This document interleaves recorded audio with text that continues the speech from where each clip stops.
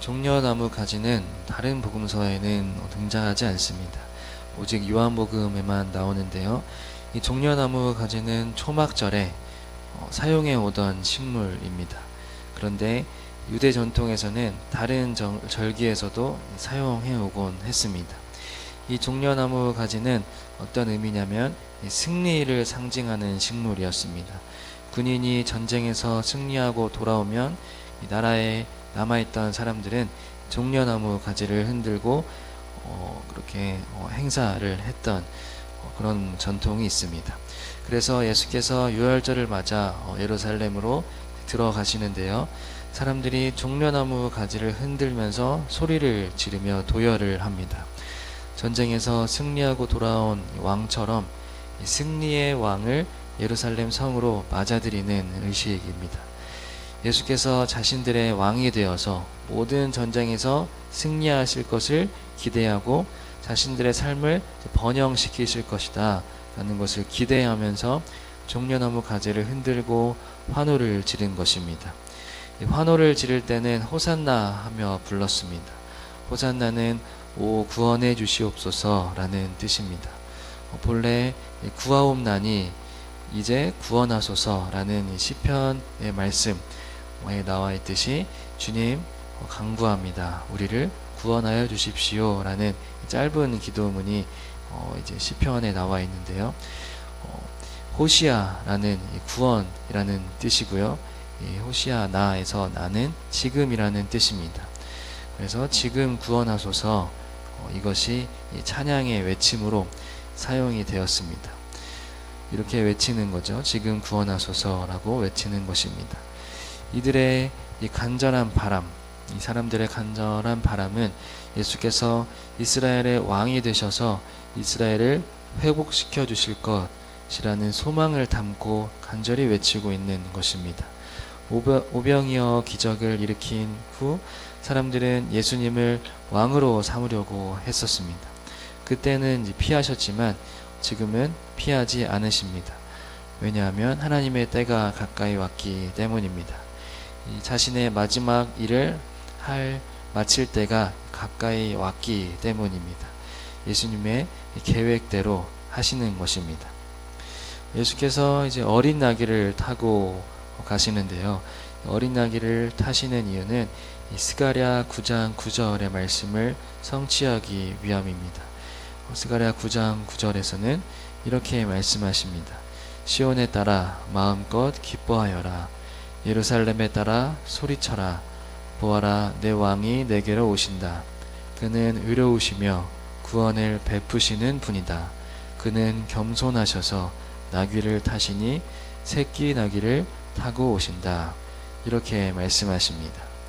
새끼 나귀를 타신 예수께서는 겸손한 왕으로 오셔서 전쟁을 그치게 하시고 평화를 주십니다. 이러한 메시아의 겸손함과 평화를 주시는 모습은 요한복음에서 보여주시는 예수님의 그 모습입니다. 그러나 이 제자들은 그 모든 의미를 알지 못했습니다. 예수께서 왜 나귀 새끼를 타고 예루살렘 성에 들어가시는지, 왜 겸손한 모습으로 가시는지 알지 못했습니다. 그러다가 예수께서 죽으시고 다시 살아나신 그 영광에 이르고 나서야 뒤늦게 깨닫게 됐던 것이죠. 이때 당시에는 몰랐던 것입니다. 예수께서 부활하신 후에 이제 그 모든 의미를 알게 되었습니다. 예수께서 보내신 성령님께서 이 제자들과 그 많은 사람들에게 깨닫게 하신 것입니다. 이렇게 성령께서 깨닫게 하셔야 예수님을 제대로 볼 수가 있는 것입니다. 예수께서는 마지막으로 이 나사로를 살리시는 표적을 행하시고 나서 이제 자신이 죽을 때가 되었다는 것을 아셨습니다. 그래서 이제 예루살렘 성으로 들어가 잡히시기를 계획하고 계셨습니다. 나사로를 살리심으로 자신이 죽고 살아날 것을 표적으로 보여주시고 이제 마지막 고난과 영광으로 입성하시는 것입니다. 예수님의 입성은 고난으로의 입성이자 영광으로 나아가는 입성입니다. 그러나 사람들은 잘 몰랐습니다. 표적이 가리키는 고난은 보지 못하고 기적만 바라봤기 때문입니다. 죽음은 보지 못하고 나사로의 부활만 봤습니다. 이제 자신들이 잘 살 것만 기대했습니다. 예수께서 지셔야 했던 모든 죄는 보지 못하고 자신들이 받을 이 번영과 복만을 생각했던 것이죠. 자신들이 잘 될 것만 바라고 따라가는 그 인간의 모습입니다. 예수께서는 지금 죽으러 가고 계십니다. 자신이 죽을 것을 알고 계획대로 진행시키십니다. 예수를 믿는다는 것, 따른다는 것은 죽으러 가는 것입니다. 이 도마의 외침처럼 우리도 주와 함께 죽으러 가자. 이것이 그리스도인의 구호가 되어야 하는 것입니다. 사람들은 다 자기가 잘 되길 바라면서 살아갑니다. 자신의 자리와 자신의 목표와 자신의 이익과 입지를 지키려고 노력하고 그것을 위해 기도하기도 합니다. 예수를 따르던 사람들도 그렇고요. 예수를 죽이려던 종교 지도자들도 마찬가지였습니다. 종교자들이 19절에 이렇게 말합니다. 이제 다 틀렸소.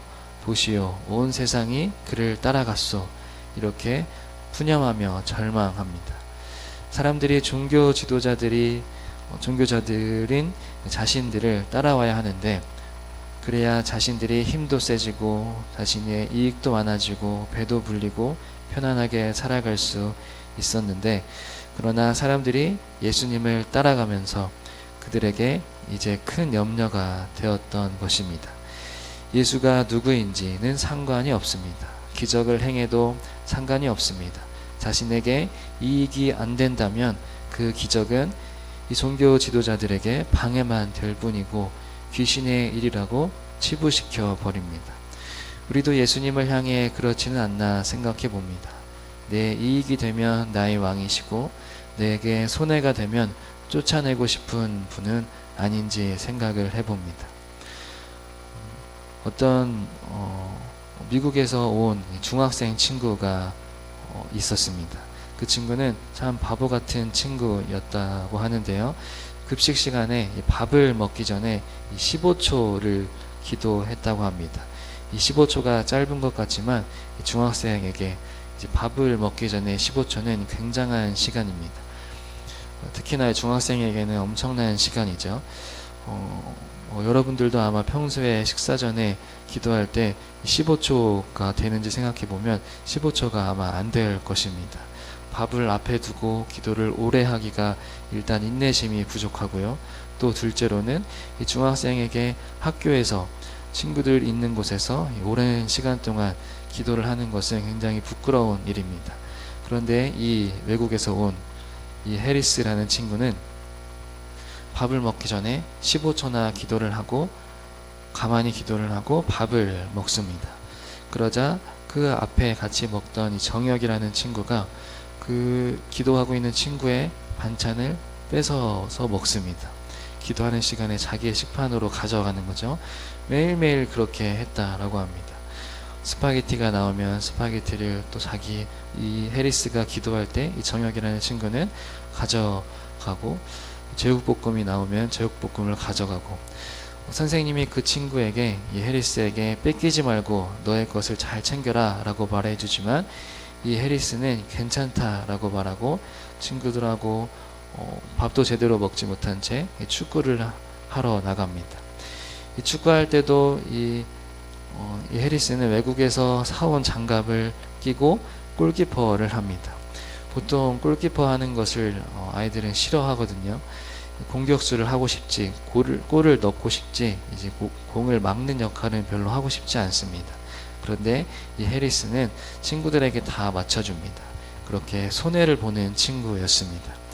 그러다가 이 친구가 1년 있다가 다시 외국으로 돌아가게 되었습니다. 그때 많은 친구들이 나와서 이 친구를 안아주면서 또 선생님들도 안아주면서 보내주었다고 합니다. 돌아보니 모두가 좋아했던 친구였던 것입니다. 모든 친구들이 이 해리스가 떠나는 것을 안타까워하고 슬퍼했던 것입니다. 그리고 이 친구를 가장 앞에서 괴롭혔던 또 반찬을 뺏어갔던 이 정혁이라는 친구는 나중에 이 20살이 되어서 뭐 하고 있나 보니까 이 총신대 신학과를 갔다고 합니다. 친구 거 뺏어 먹고 친구가 친구를 괴롭히던 이 친구가 이 신학과를 갔다고 합니다. 알고 보니까 이 친구가 이 해리스가 이 정혁이를 데리고 교회를 갔던 겁니다. 다른 많은 친구들도 데리고 교회를 갔다라고 합니다. 이 친구는 친구를 전도하기 위해 자기가 손해보고 또 친구들에게 다 맞춰주고 그랬던 겁니다. 참 대단한 친구죠.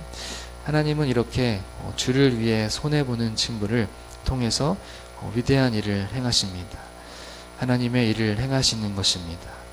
오늘 우리도 너무 내 이익을 챙기지 말고 다른 사람보다 잘나려고 하고 세지려고 하지 말고 주를 위해 나귀 새끼를 타고 겸손해질 수 있는 우리가 되시기를 주님의 이름으로 소망합니다. 아멘. 하나님, 우리는 화려한 백마를 타고 싶은 마음이 있습니다. 그러나 주님, 겸손의 왕이시고 평화의 왕이신 주님을 따라 우리도 작은 나귀를 타게 하시고 겸손하게 하시고 낮아지게 하옵소서. 조금은 손해보는 주님의 자녀들 되게 하옵소서. 예수님의 이름으로 기도합니다. 아멘.